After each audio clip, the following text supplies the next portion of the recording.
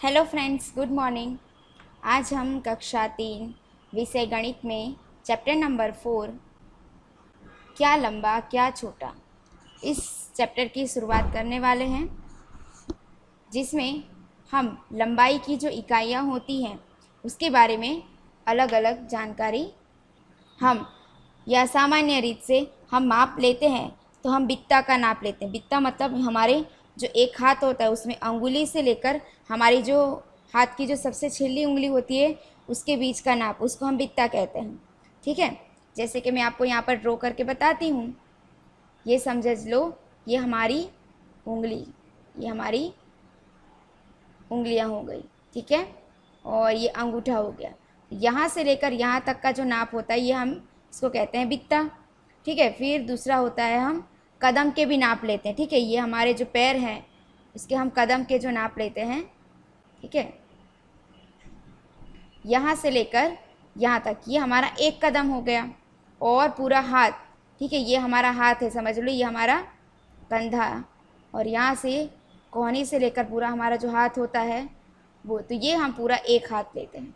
ठीक है, तो इस तरीके से हम सामान्य नाप लेते हैं। उसके बाद कुछ एकम हैं, जैसे कि सबसे छोटा नाप होता है मिलीमीटर। ठीक है, जिसको हम इन शॉर्ट में मिमी कहते हैं।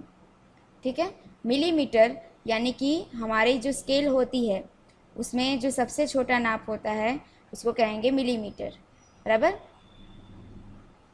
उसके बाद होता है सीएम यानी कि सेंटीमीटर। उसके बाद होता है मीटर, और उसके सबसे बड़ा नाप होता है किलोमीटर।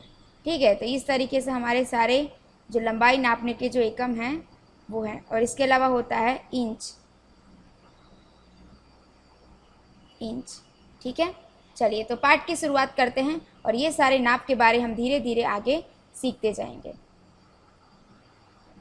चलिए, एक बार लाली अपने पिता की दुकान पर सामान बेच रही थी।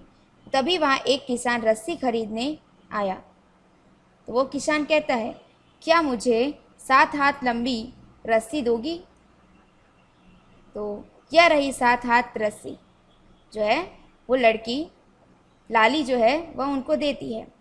फिर जो है वे नापते हैं, लेकिन यह तो केवल 6 हाथ लंबी है। तो सोचो बच्चों, ऐसा क्यों हुआ होगा? बताइए सोचकर। क्योंकि वे जो व्यक्ति आदमी है उसके हाथ बड़े हैं। ठीक है, उसके अनुसार उसके हाथ की लंबाई जो है बड़ी होगी, और यहाँ पर जो लाली है उसके हाथ छोटे हैं, तो उसके अनुसार जो है वो ज़्यादा नापेगी, लेकिन उसका नाप तो सही में कम होगा। ठीक है, तो लो अपने हाथ को इस रस्सी से नापो, फिर उस लंबाई को 7 गुना ले लो। वो व्यक्ति कहता है कि लो, अब ये मैंने नाप कर दिया है, अब इसके अनुसार तुम 7 बार इस रस्सी को नाप लो। तब किसान ने अपने हाथ को रस्सी से नापा, और लाली ने उस रस्सी का 7 गुना किसान को दे दिया। तुम अपनी माँ का हाथ और अपने हाथ नापो, उनमें क्या अंतर है? तो आप भी ये कर सकते हो, अपनी मम्मी का हाथ नापिए, फिर उसी रस्सी से अपने हाथ नापिए, तो आपको पता चलेगा कि आपकी मम्मी का हाथ लंबा होगा और आपका अपना हाथ छोटा। ठीक है, चलिए आगे देखते हैं। सोचो कितने, अब हमने जो समझा है उसके अनुसार हमें नाप कर देखना है। सोचो कितने, डोर जी कितने कदमों से सड़क पार कर जाएंगे? अब देखिए, यहाँ पर इस अनुसार हम लगभग स्केल से नापेंगे तो यहाँ से 1 सेंटीमीटर का हम नाप ले सकते हैं। इसी तरीके से देखिए 2 सेंटीमीटर, यहाँ पर 3, 4, 5, 6, 7, 8। ठीक है, तो हम लगभग यहाँ पर हमें लगभग नाप ले सकते हैं। ठीक है, क्योंकि सबके पैरों की लंबाई के अनुसार सबका नाप अलग अलग होता है, तो हम यहाँ पर लिख सकते हैं 8 कदम। ठीक है, चलिए फिर देखिए, मेज पर कितने इस कतार में कितने कप रखे जा सकते हैं? तो देखिए, अब यहाँ पर भी इसी तरीके से कप रखे गए 3, हम यहाँ पर लिखेंगे 4, 5, 6, 7। ठीक है, तो यहाँ पे लगभग हम 7 कप रख सकते हैं। चलिए, पेड़ की टहनी तक पहुँचने के लिए एक के ऊपर एक कितने घड़े रखने होंगे? अब देखिए, यह जो घड़ा है उसके नाप के अनुसार आप कितने घड़े एक के ऊपर एक रख सकते हो? चलिए यही नाप लेकर हम आगे चलते हैं। 2, 3, 4, 5, 6। तो हम यहाँ से अब लिख सकते हैं 6 घड़े। ठीक है, 6 घड़े। इस कतार पर कितने कपड़े टांगे जा सकते हैं? इस कतार में हम कितने कपड़े टांग सकते हैं? तो ये देखिए, इसके अनुसार ये 1 हो गया, यहाँ से 2, 3 और 4। तो यहाँ पर लिख सकते हैं 4 कपड़े। अब देखिए, अभी हमें सेंटीमीटर नापना है। 1 सेंटीमीटर कितना होता है? तो 1 सेंटीमीटर यानी कि आपके पास, सभी बच्चों के पास छोटी स्केल तो होती ही है।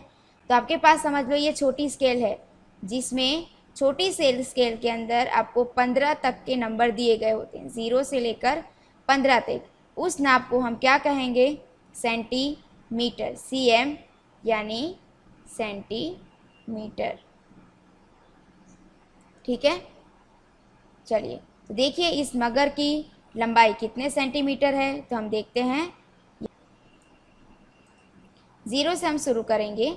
ये 0 है, समझ लो। यहाँ से 1, 2, 3, 4, 5, 6, 7, 8, 9, 10, 11, 12, 13। तो हम यहाँ पर लिख सकते हैं 13 सेंटीमीटर। चलिए अब इसी तरीके से बक्से की लंबाई, तो बक्सा है 1 सेंटीमीटर का। ठीक है, सारे यहाँ पर लिखे गए हैं। देखिए, माचिस की तीली 4 सेंटीमीटर लंबी है। पासे का हर किनारा 1 सेंटीमीटर का है। छिपकली 13 सेंटीमीटर लंबी है।